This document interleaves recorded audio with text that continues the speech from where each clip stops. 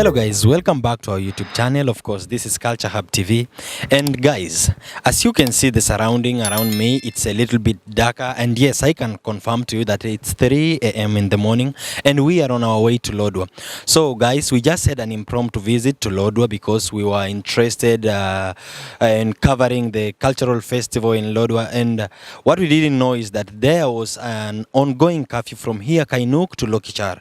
And so guys, for you who have traveled to Lodwar, I guess you know that there is only one route to Lodwar, and that is from Kitale to Lodwar, because unfortunately we didn't manage to use maybe air transport, so we just came by road. And we didn't know that if you are caught up in Kitale maybe later than 3 p.m. you will not be able to travel to Lodwar just directly.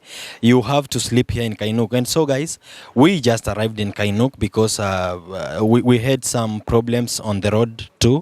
And as I am talking to you right now, we have decided to stay here because we want to respect the legal laws, and we don't want to cause problems with the police or those in power. So we are here in Kainuk. We are resting until 6 a.m. before we could proceed. Yeah, and of course the curfew runs from 6 p.m. to 6 a.m.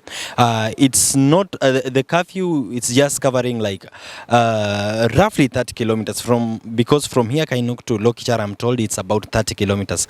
And as you can see, cars have just been parked by the roadside, and some are just on the go just before the roadblock. Behind me, it's just a roadblock here. Police officers are there, but they don't want to be seen on the cameras, but they are manning this place. They are making sure that no one crosses, because this curfew was because of the bandits who are randomly attacking travelers. They have caused a lot of harm. They have killed a lot of people. And so the government thought it was wise to put this curfew so that people could not travel in between those times that the bandits were attacking people. And so guys, we are here. We are just waiting to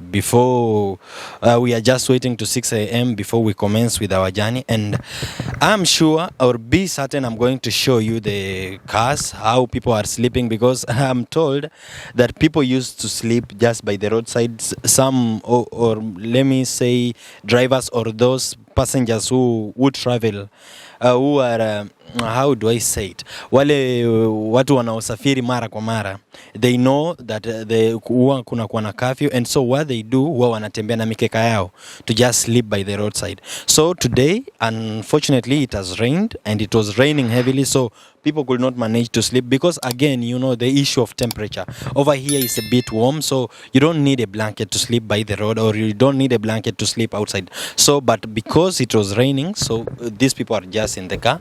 They are waiting before, I guess it's 3 hours before we commence by the journey, but a lot of people are waiting here. We have a lot of people, and I'm sure you're going to be with us. I'm sure you are going to enjoy this trip. I'm sure you're going to know more about the Turkana people. Stay intact. This is Culture Hub TV, and I'm your presenter. I'm your host, Presenter Dante.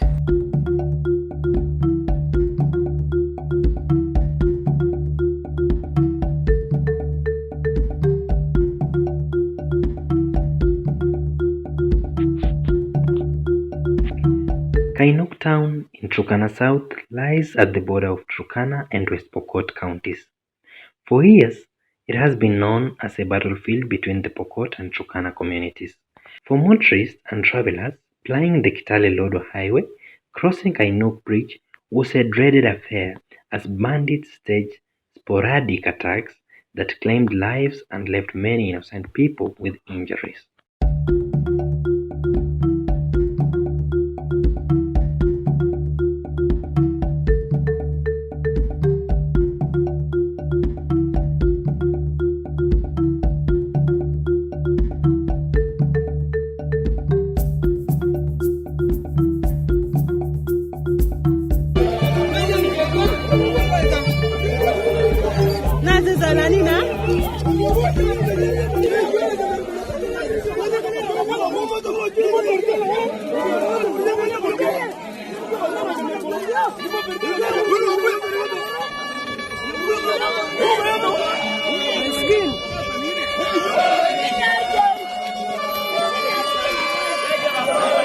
Mambo bro. Poa sana. Unaitwa nani? Naitwa Fidel. Naitwa Fidel. Yeah. So Fidel, hii safari ya kutoka Kitale mpaka Lodwar unaionaje? Safari bana. Tunapitia bana hapa bana, unafika hapa. Hauwezi cross. So kwanza ningependa kujua, hii ni mara yako ya kwanza kusafiri kukuja ukalala Kainuk kama ni kitu wewe umekuwa unaifanya mara kwa mara? Nimekuwa nikifanya kama leo. Leo hapa nimekuja saa moja. Saa moja? Yeah. Wewe kupata hapa saa moja? Nilipata tu hapa. Okay. So pia unangoja mpaka saa 12. Naambiwa watu wanga wanalala kando ya barabara. Mbona wewe mpaka saa hizi bado hujalala na saa hii ni saa 9? Sasa nimekuwa na simu yangu keep busy tu. Umekuwa unatumia simu. Yeah. Na wewe ukiona hii mambo ya kafi imesaidia wale banditry, saa hizi at least imepunguka au bado tu wale watu wanaattack watu kwa barabara? Kwanza nasikia ilikuwa last month. Last month kuna majama yangu walikuwa wanakuja hivi. Wakasema shuttle liliwatangulia. Iliwaiwa. Waliwahi? Yeah. Na hiyo ilikuwa kama masaa ngapi? Ilikuwa kama hiyo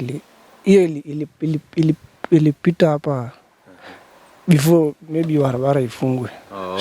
Ilipita kabla barabara ifungwe. Ilipita kabla hapa ifungwe. 5. Yeah. Okay. Sasa kufika mbele nikasikia ati kuna madha aliwaiwa. Akadidi. Today, however, Kainuk is bustling with life.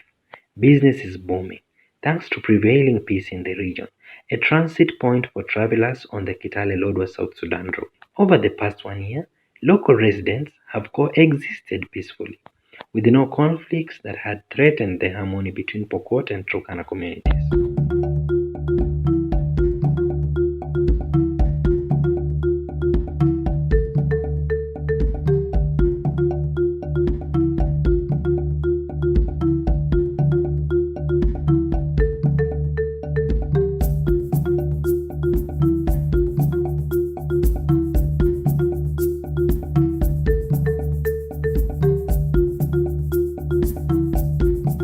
The two communities have been fighting for many years due to border disputes and over pasture and water.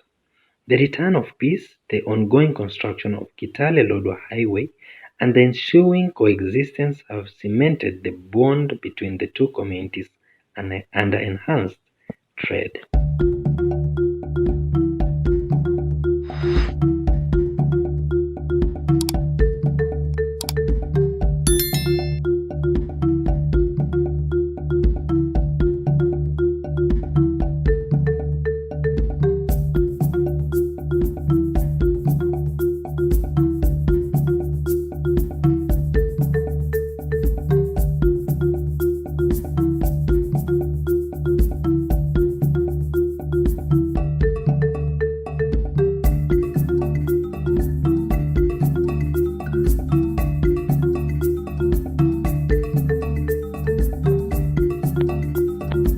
The installation of streetlights in the town has seen long operational hours and enhanced business. Investors are currently upgrading hospitality facilities where entrepreneurs, government and officials from other organizations can stay as they traverse the region.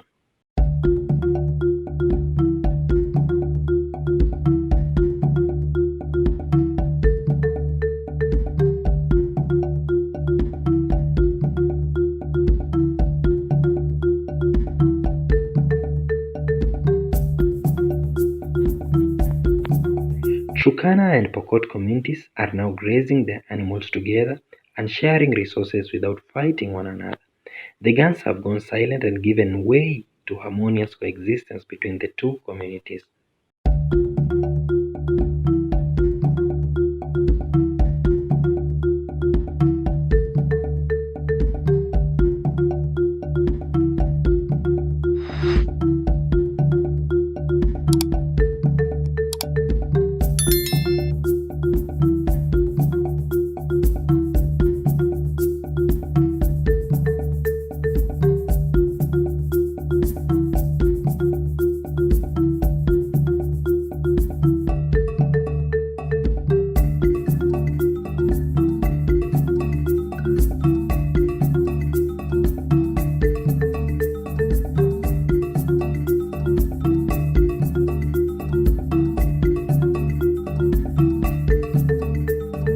This was Know My Town, Kainuk Town, right here in Culture Hub TV, and I am your host, Presenter Dante.